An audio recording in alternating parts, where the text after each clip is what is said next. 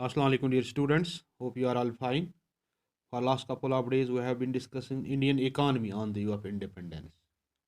और इसमें आपने कल ये जाना कि what was the position of Indian agriculture on the eve of independence और आप जान गए कि it was backward, it was stagnant.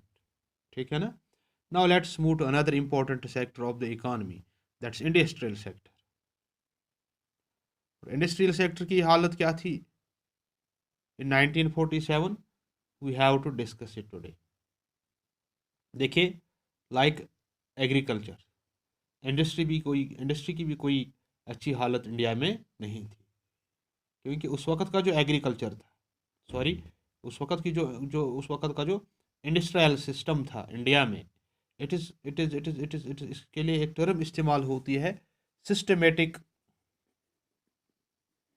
Day industrialisation.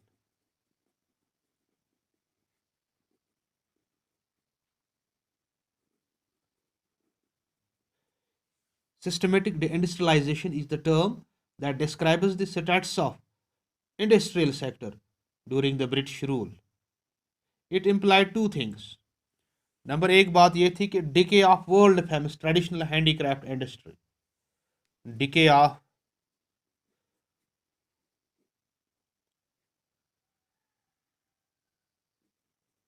handicraft industry. This is the first. This was the first step towards systematic deindustrialization. और इसमें क्या था, decay of world, चूंकि हमारा जो हैंडीक्राफ्ट था, traditional handicraft, it was famous over the world, लेकिन it decade, क्योंकि जो पॉलिसीज ऑफ ब्रिटिश गवर्नमेंट थी वो डिस्क्रिमिनेटरी थी, due to the discriminatory policies of the British government towards our industry. And the second was the bleak growth of modern industry.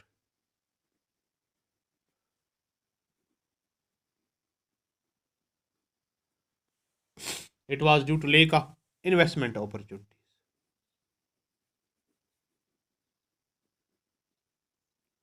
Investment opportunities.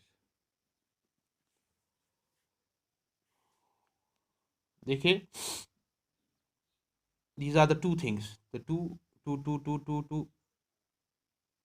causes that led to the that were responsible for the systematic deindustrialization of Indian industry. One was the decay of the world famous traditional handicraft industry, and second was the bleak growth of the modern industry owing to lack of investment opportunities.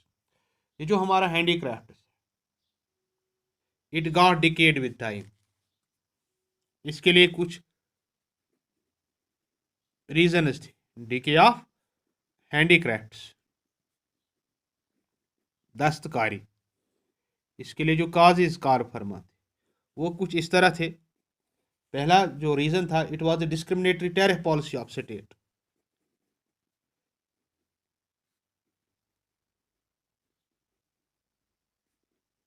Discriminatory tariff policy of state.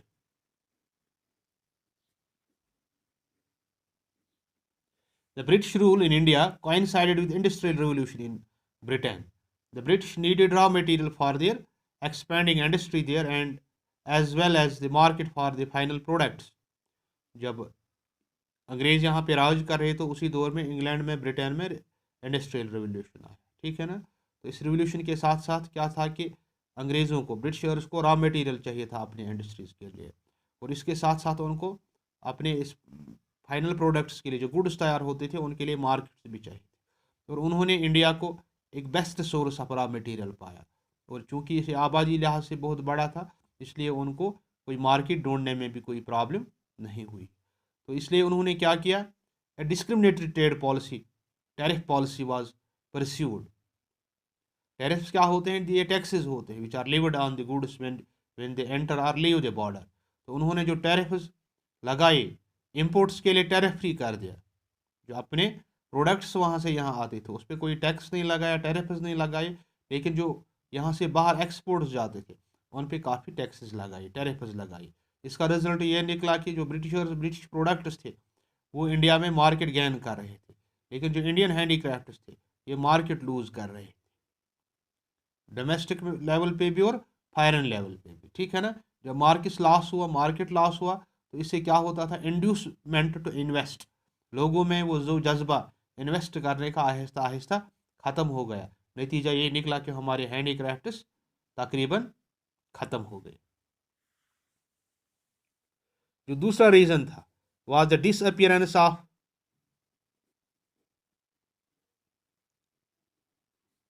Princely courts.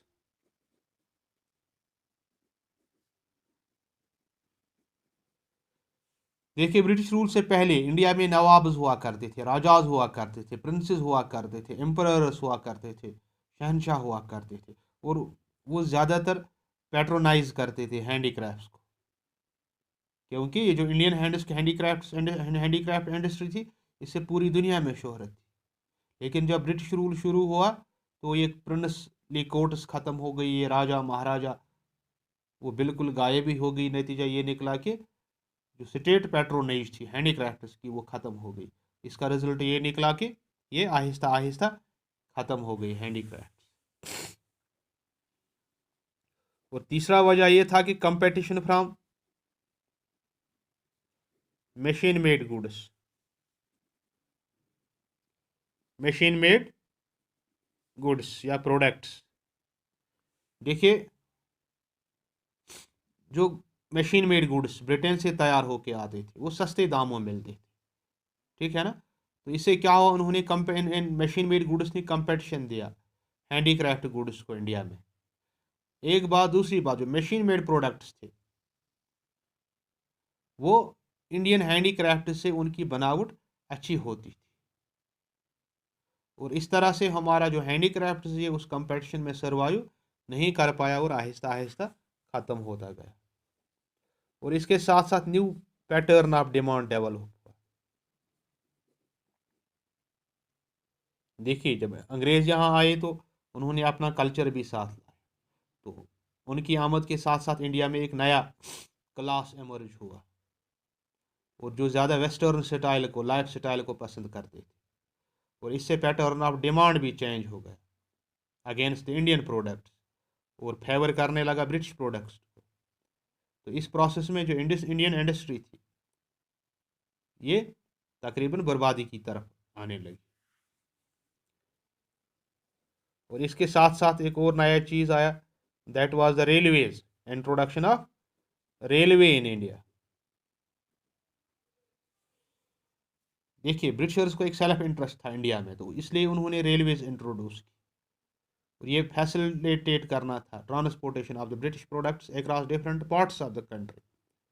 और इस तरह से size of market low cost British products के लिए बढ़ता गया। ठीक है ना। और जो हाई कास्ट इंडियन प्रोडक्ट्स थे उनके लिए मार्केट श्रिंक होता गया, और इससे वो प्रोसेस हेस्टन ज़्यादा ही हुआ किसका, इंडियन इंडस्ट्री के डिक्लाइन का। तो ब्रीफली हम कह सकेंगे कि जो ब्रिटिश गवर्नमेंट थी ये converted the Indian economy into colonial market for the British products. The Indian handicraft industry was destroyed in the process. ठीक। तो ये ट्रेडिशनल हमारी हैंडीक्राफ्ट्स थी जो डीके की तरफ जा रही थी, वजूहत क्या थी जो आप जान गए। ठीक है ना। और जो मॉडर्न इंडस्ट्री थी, मॉडर्न इंडस्ट्री की ग्रोथ रेट बहुत ही ब्लेक थी, स्लो थी। क्यों स्लो थी, इंशाल्लाह we will discuss it tomorrow. तब तक के लिए thank you very much, have a nice day.